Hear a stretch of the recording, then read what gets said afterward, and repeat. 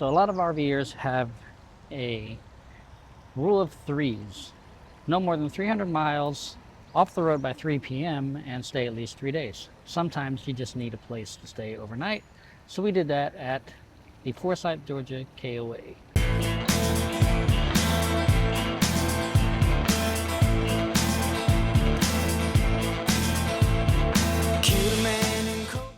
Hey folks, welcome to the Down the Road Travel channel. My name is Will Van Winkle. Recently, we took another trip to Orlando, Florida, with some stopovers in Winter Haven. And on our way down, we stayed at the Forsythe KOA. We stayed there a couple years ago before I was doing the travel vlog. It just seems to be kind of a halfway point for us. It's not really a preference issue. It's more a timing issue. As I mentioned in the opening, a lot of RVers do a 3-3-3 rule, which is 300 miles, 3 days, and off the road by 3 p.m. Not necessarily in that order, obviously. That's not always possible, so you're looking for places to stay that are convenient to the highways. And that's where the KOAs come in, and that's why I do a lot of reviews of KOAs, because when we're doing these trips, sometimes we just need to get off the road for a little while. So we stayed at the Forsythe KOA. It is about 5 hours and 13 minutes from the Nashville area, where we live in the Nashville area, to 5 hours and 45 minutes to Disney World, which we tend to stay at Fort Wilderness, as you know, if you've watched this channel in the past. This time we did a lot more than just Disney, but those are coming in other videos, so make sure you subscribe to the channel and enable the notifications so that you are notified when those videos come out. Also, give us a like and leave me a comment. Even if you don't like it, let me know why you don't like it. That way I can make it better. So we stayed at the Forsythe KOA. You know, you figure KOAs are pretty safe bet. You pretty much know what to expect. This one was actually a little bit different. So you go in, you've got your camp store, you've got your laundry room right there. Late check-in is right there. They have one of those arms that goes up and down to cover the exit. Not really super secure, but it does keep a few people out if they were wanting to come in there. This one is different in that you have some very, very long sites right up front. So if you come in, you make an immediate right and another immediate right. There's like 3 or 4 sites right there, and they're huge. Well, they're that large because they specifically plan these sites for overnight guests. If you're coming in, so a lot of times you're not going to want to unhook, so you want to leave your truck connected to your camper or your towed connected to your motor coach, whatever you're using. So these are much, much larger so that you can do that without getting into the street and causing issues for other people that are trying to come in. Huge sites. They don't have sewer on those, but if you're only staying one night, honestly, that's not that big of a deal for most people, and so we chose these sites. We've stayed in 54, which kind of melts into 55. It's kind of hard to tell where one ends and the other begins because they both start off separate and then they go into this kind of Y shape, and that's where they connect. This time we stayed at 56, both times on the way down to Disney and on the way back up to Nashville. I keep saying Disney, I mean Orlando, because we didn't do just Disney this time around. So 56, huge site. I mean, we didn't even need that much site. Now, when we first got there the first time around, they kind of led us to the site, and he's leading us through, and he told us to stop. Where he told us to stop was way too far away from my hose to reach, and power cord would have made it because the power cord's on the end of this coach, but the hose is in the middle. So I had to back up, but we still had plenty of room, and we were meeting somebody, so we did unhook. Now, while well thought out, these particular sites were not the reason that we chose this KOA. Again, it was distance. It was almost a halfway point. And I'm not sure of another campground that is exactly halfway. There may be one that we may check out later on when we go back down to Orlando for Christmas. So, again, subscribe to the channel and you'll know when it comes out. This KOA was chosen for distance, but as I walked around, because this time we had Chewy with us, the last 2 times that we stayed at this one, somebody else was watching him. So this time we had the dog with us, and I walked around. They have your typical mining slough for your gemstone mining, for your rock mining. Travel down that winding road, babe, learn to smile again. They have the typical pool, great normal amenities at almost every KOA I've ever been to.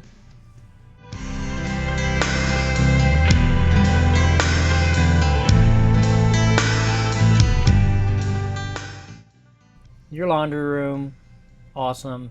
Camp store, didn't even check it out. I mean, I'm just overnighting there, so no big deal. But as I'm walking around, I notice other things. Okay, they have a playground. Cool, that's normal.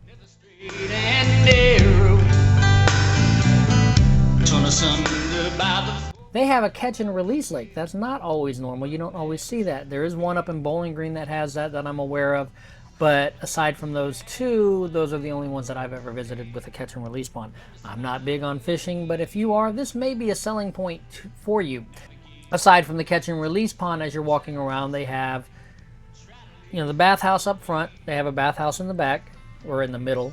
Across from the pond, you have your cabins, more sites, and those are a little bit closer to the freeway, and I'll get into this in just a minute. Then, as you're going back towards the back of the park, further away from the freeway, there's less tree coverage on that section. So there's more tree coverage closer to the freeway. There's less tree coverage further from the freeway. But in that section, they have a basketball court. They have a clubhouse of sorts. And I asked some kids that were going in and out of there what it was all about, and they said it's, they have a coffee station in there. It's just a little clubhouse. TV's running. It's got air conditioning. They thought they were in trouble. I just wanted to know what it was. So, nice little place to hang out. If you're tent camping, they do have the tent camping sites over around the area with the other bathhouse. Now, each of these ones seem to have a little pavilion and a nice flat raised, look like either a really coarse sand or a really fine rock. I'm not sure. Either way it goes, it's something better than, rocky ground to put your tent on. Now, going back further around, coming back from that clubhouse, you come up the Camp K9. That's a little dog park area where you can let your dog off leash. There's a little bit of landscaping right next to it. And then right on the other side of that, this is something that is very odd. I've never seen this at any KOA I've ever stayed at. And I've stayed at KOAs from Colorado all the way through Texas. Or not all the way through Texas, but Colorado, Texas, Alabama, Tennessee, obviously, Georgia, Florida, Ohio, Illinois. You get the picture. I've stayed at a few of them. They had a 9-hole mini golf area in this area, or in this KOA. And then right next to that, they had cornhole. So you would think you have to go up front and you have to get all the equipment, all the supplies so that you can play cornhole or you can do some mini golfing. No, it's all right there in a little Tough Shed. That's the brand, I believe.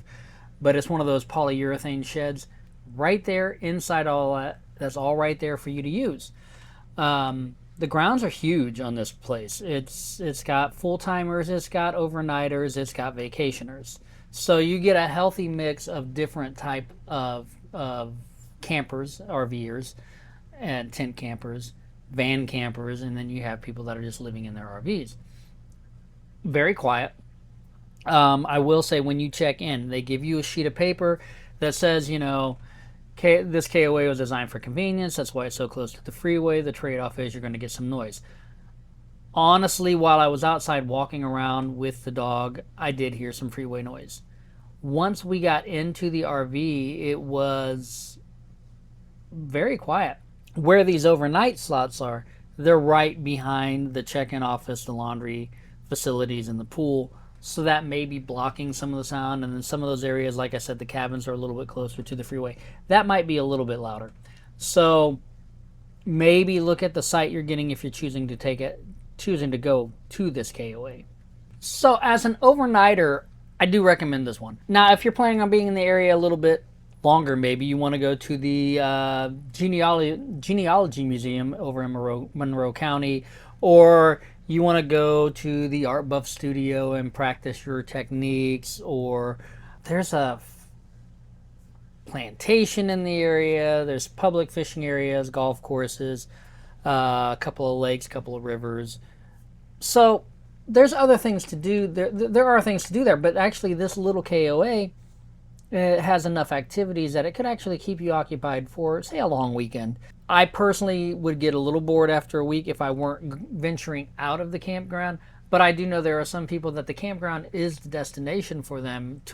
For me, the campground is a place to stay while we go to the destination, unless it is one of those places that have a ton of amenities. And this one did have quite a bit, and as I said, it would keep you occupied for several days. Now, another selling point for this KOA, it is just a few minutes from Atlanta. So if you needed to do something in Atlanta, this is a great place, inexpensive place to stay. It does have 50, 30 amp hookups, cable TV, although we couldn't get ours to work that day, but we were also having problems at Fort Wilderness. So I'm thinking it's probably our cable. Originally, I thought it might have been our converter box. I'm now thinking it's the cable or the hookup. They sell propane and propane accessories, firewood. Now, again, they do have these overnight slots, and they can fit rigs up to 100 feet max. So they're huge. They're just huge. The pool is open from June 1st through September 2nd, I believe. They have the catch and release pond. They have bike rentals, free Wi-Fi, which actually works pretty well. There is a snack bar, the miniature golf that I mentioned, the Camp K9. They have a horseshoe pit, a rally center, which I'm not really sure what that is. I think that might be that clubhouse. Full hookups, and then they have just the electric and water. And of course, there's tetherball, which I think is a standard for pretty much any KOA. And I don't even know who actually still plays tetherball. I haven't played that since elementary school, and I'm in my 50s, so I don't know that anybody still plays tetherball. I don't know that that's a huge selling point, but pretty much every KOA I've ever been to has tetherball listed as an amenity, and there's got to be a reason for that. Somebody's still playing it somewhere. There are nature trails nearby. If you're going on the right time of year, there's a cherry blossom festival. Nearby, you can go to the Georgia Music Hall of Fame, the Sports Hall of Fame, National Monument and Indian Mounds, Okmulgee. I can't remember how to say that. Anyway, I'll put it down here below me. That's why it's down there below me. I can't pronounce that name. You've got the Tubman African American Museum. There is a house that was struck by a cannonball in the 1800s that has been turned into a museum, an Air Force museum, POW museum. So there's a lot to do in the area. So you don't just need to go there as an overnight. You can stay there, for a full week, 2-week vacation if you want to. There's Georgia Aquarium's not too far from there. You're not going to run out of things to do between the amenities offered at the campground and what's around the Forsythe, Atlanta area. There's plenty to do. So whether you're staying overnight or you're staying a week, I believe this is a decent place to stay. So it's a fairly inexpensive place. I don't normally talk about pricing on my channel because I don't know when you're looking at this, and prices are subject to change. You've got surge pricing, you've got just regular price increases from year to year. So I don't normally talk about pricing, but the average that I'm seeing is about $65. I believe we paid $39 per night. And then we got those KOA reward points that are good for future stays other places to reduce those prices. Or if we get enough points together, we can go ahead and get a full night for free somewhere else. It doesn't have to be at the same KOA. So between the rewards program, the location, the things that there are to do at this particular campsite or campground, I recommend this one. I think it was a great place. The staff was friendly. They do call up and they say they'll check on you. Like the first time we came in, they called the day late. We were checking out, so they need to check their calendars a little bit better. But they called us as we were leaving to ask if we wanted to reserve a fire pit for the night. So that's another option for you, sitting around the campfire. And then as we were coming back from Orlando, they called us to see what time we'd be checking in because it was getting close to the time they close. I believe they close at 7 p.m. in the summer. I don't know what time they close in the winter, so it may be different there. They wanted to make sure that we knew how to check in and how to find our site and all that. And since we've been there before, we knew what to expect. We knew what to do. but it was nice of them to call. The one problem that I had with them calling for that information is she started rattling off the information, and I am driving a 35-foot RV towing a Maverick behind us in heavy rains and wind. And I was still about an hour 15 minutes away from there, which would have put us there at 7:15. I told her just email me the information. She did that. Everything went smoothly. So in this case, if they're trying to be helpful, they're not trying to, cause problems or stress or anything like that.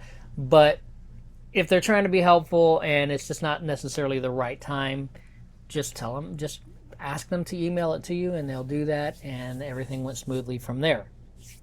So that is my take on the Forsythe, Georgia KOA.